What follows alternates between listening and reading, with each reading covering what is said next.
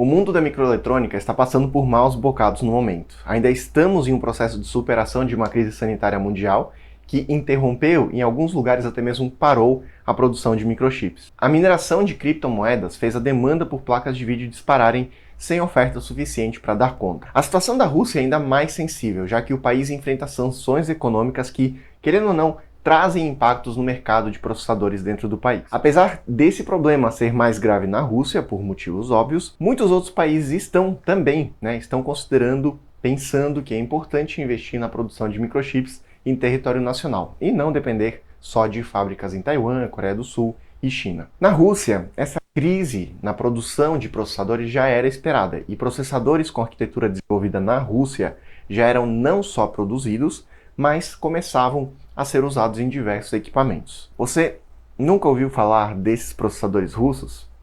Tem muita coisa acontecendo no mundo que não estão te contando. No vídeo de hoje eu vou te apresentar o processador russo Elbrus. Vamos falar sobre a história de seu desenvolvimento, que aplicações ele já tem na Rússia e por quais desafios ele está passando diante de toda a situação atual. Bom, vamos começar pelo próprio nome Elbrus. Para quem não sabe, Elbrus é a maior montanha da Rússia, localizada na região do Cáucaso, e ela tem mais de 5 km de altura. E para falarmos desse assunto, para falarmos da questão do Elbrus, do processador Elbrus, também devemos entender que esse nome, Elbrus, é antes de tudo o nome de uma arquitetura de processador e também de uma série de supercomputadores desenvolvidos com base em tal arquitetura. Inicialmente, a história do Elbrus começa na forma de um supercomputador. Esses supercomputadores foram desenvolvidos na época da União Soviética, como parte de um sistema de defesa contra mísseis, que em russo é Protivoraketная оборона. Protivoraketная оборона. Assim como outras maravilhas do mundo moderno, como a internet, o GPS e a câmera digital, o Elbrus nasceu sob as asinhas do Estado, Para ser usado para quê? Com qual objetivo? Para ser usado na esfera militar. O desenvolvimento começou em 1973 no Instituto Lebedev de Mecânica de Precisão e Engenharia Computacional. Espero que eu tenha traduzido o nome do instituto corretamente. Sob a liderança do acadêmico Vsevolod Sergeyevich Burtsev, um cientista do campo do sistema de controle e da teoria de design de computadores universais. O primeiro supercomputador foi desenvolvido com várias tecnologias avançadíssimas para a época, uma delas sendo o multiprocessamento. O primeiro complexo de computação multiprocessador Elbrus I, o primeiro supercomputador Elbrus I, foi entregue para uso em 1980. Ele conseguia ter dentro de si até 10 processadores e executava 12 milhões de operações por segundo.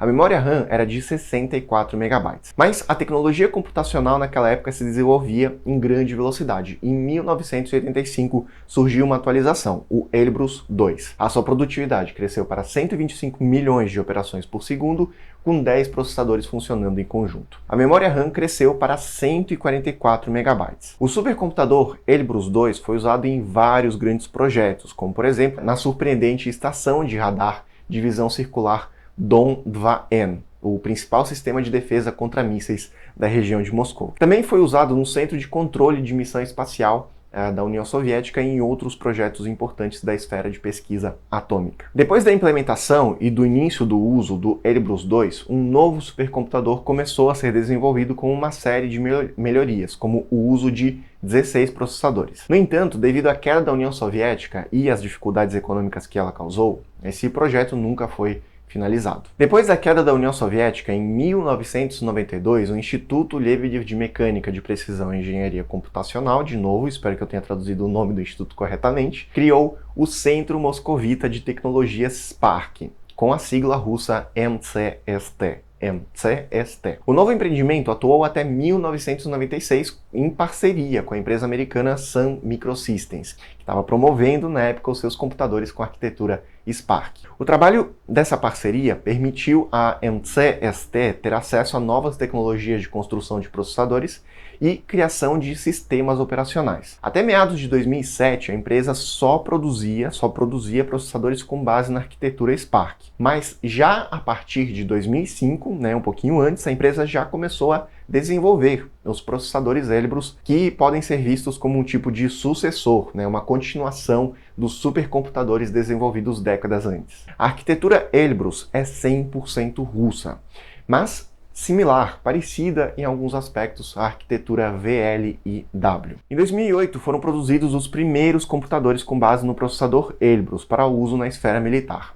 Comparado com processadores da série Core da Intel, o processador não era lá essas coisas, sendo produzido pela tecnologia de 130 nanômetros, com um único núcleo e frequência de 300 MHz. Para quem não sabe como funciona essa questão dos nanômetros nos processadores e assim por diante, basicamente a questão dos nanômetros é o tipo de tecnologia, é o tamanho basicamente de produção dos transistores no chip. Basicamente, simplificando, eu também não sou especialista na área, mas quanto menor, melhor, mais eficiente é o processador, certo? E mais, digamos assim, transistores você consegue botar na mesma área.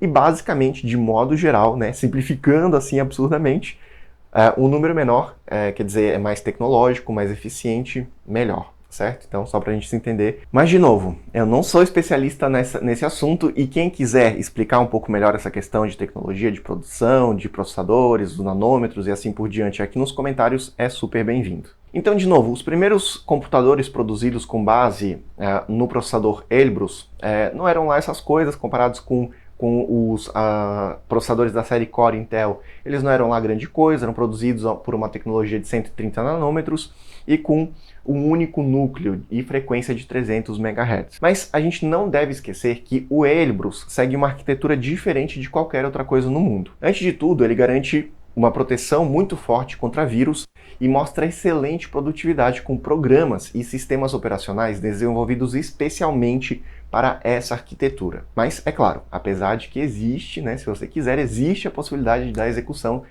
do Windows nos processadores Elbrus, né? Um comentário interessante aqui em relação ao Windows. Bom, desde então, os processadores continuaram a ser produzidos e implementados em maior parte, né, na esfera militar. Além disso, esses processadores começaram a ser usados em estruturas do governo russo. A tecnologia de produção dos processadores também tem avançado muito, sendo criados processadores de 28 nanômetros e 16 nanômetros. Inclusive, já é possível comprar, mesmo que sob encomenda e a preços bastante altos, vários tipos de equipamentos com esse processador na Rússia, como tablets, notebooks e servidores, desktops e até mesmo placas-mãe. Mas, de novo, só sob encomenda, não é uma coisa que você vai no mercado, vai lá e compra. Até aqui, tudo muito bom, tudo muito bonito. Agora vamos falar de alguns problemas. A tecnologia e a arquitetura são russas, o que é muito bom, tá? Então, a tecnologia e a arquitetura são russas. Mas onde esses processadores são, ou melhor dizendo, eram produzidos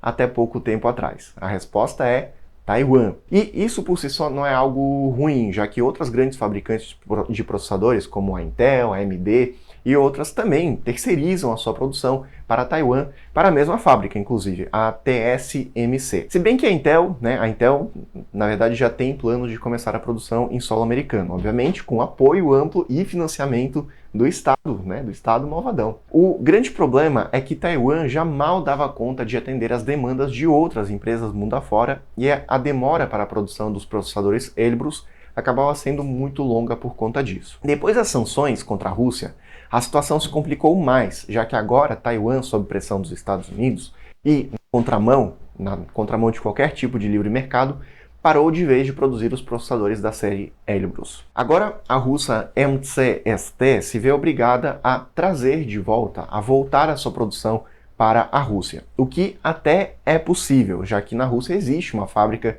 de chips nacional chamada Micron, na cidade de Zelenograd. Até o presente momento, isso não está confirmado, mas tem grandes chances de que isso vá acontecer mesmo. E aí nos deparamos com mais um problema. Na fábrica de Taiwan, era possível produzir processadores por todo tipo de tecnologia, dos 130 nanômetros até os 16 nanômetros. Na fábrica russa, a Micron, as coisas lá são um pouco mais defasadas, já que a tecnologia mais avançada disponível lá é de 65 nanômetros, o que deixa muito a desejar em comparação com Taiwan. Para piorar as coisas, por conta da grande demanda, a Micron, essa fábrica russa, a Micron, só consegue disponibilizar para o Elbrus o processo de produção de 90 nanômetros, que é pior ainda. Esse é um grande desafio que o Elbrus terá que enfrentar nos próximos anos. Bom, e aí você deve estar se perguntando, mas por quê? Por que desenvolver e usar tecnologia nacional? Por que insistir em um processador nacional caro, com arquitetura estranha,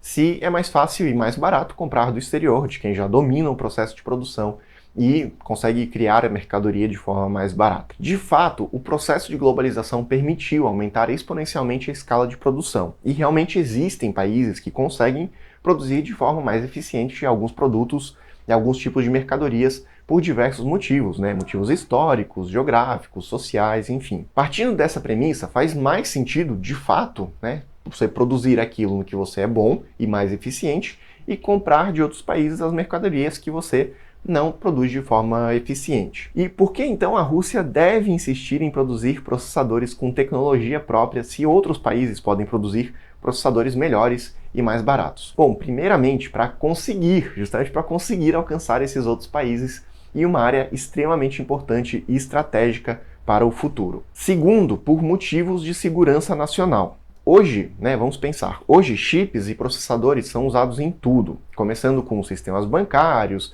na esfera militar e terminando com outros usos, como uso pessoal em computadores e celulares. Se um belo dia os países produtores de processadores decidirem não vender mais eles para você, você tem chance de viver dificuldades ou até mesmo um colapso, um apagão na esfera de tecnologia e de forma mais importante na esfera militar. Algo similar acontece na Europa com os produtos agrícolas brasileiros. Por exemplo, a agricultura brasileira é mais eficiente que a europeia e consegue produzir mais e de forma mais barata. Apesar disso, os governos europeus gastam bilhões de euros com subsídios, impõem taxas e cotas de importação aos alimentos produzidos no Brasil. Isso é feito para que a segurança alimentar da Europa não dependa de outros países. Quando você está em uma posição como essa, de você depender de outro país, isso pode ser usado como arma contra você. Quando falamos de tecnologia também, existe outra questão muito importante para que se insista na produção de itens tecnológicos dentro do país, mesmo que de forma menos eficiente. Isso desacelera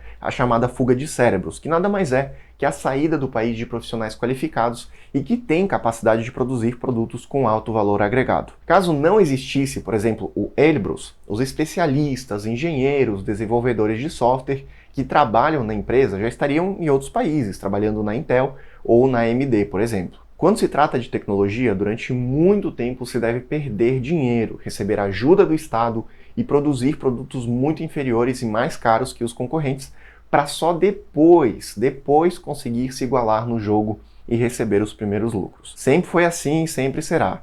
Musk fez a Tesla crescer por receber suporte do governo americano e de todos os governos dos países onde ele decidiu colocar as suas fábricas. O Uber só foi receber seu primeiro lucro depois de 10 anos de prejuízos bilionários. Sim, 10 anos de prejuízo. Pode pesquisar para você ver. Mas vamos sair da geopolítica e economia e vamos à pergunta mais importante desse vídeo. Mas e os jogos? Quantos frames por segundo dá para tirar com esse processador? Olha, existem alguns entusiastas na internet russa que conseguiram rodar o jogo Stalker, Call of Pripyat e Clear Skies com a média de quadros de 23 a 28 no processador Elbrus 8S. Nada mal para um processador com frequência de apenas 1,3 GHz. Além disso, outros jogos também foram testados. Não são grandes lançamentos, mas nada mal para uma arquitetura que começou praticamente do zero em 2005. Vou deixar os vídeos dos testes e também os sites que eu usei para pesquisar, para montar esse roteiro, aqui na descrição.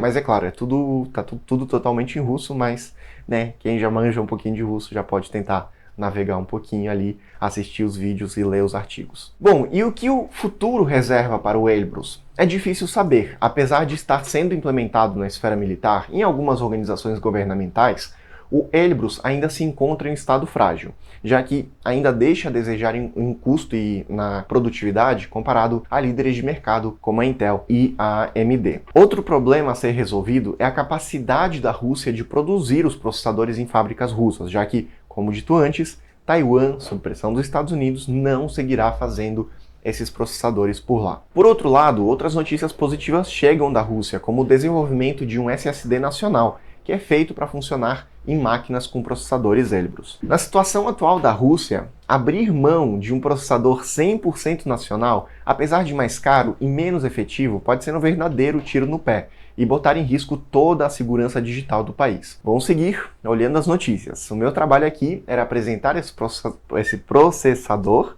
para você, que é totalmente desconhecido por aqui. E agora você, com essa informação, pode pesquisar mais e acompanhar esse assunto. Bom, e se o seu interesse não é só em tecnologia russa, mas também na língua russa, aqui na descrição você encontra o meu e-book gratuito de russo, além de poder assistir uma série de 4 videoaulas gravadas que vão te ajudar a dar os primeiros passos no idioma.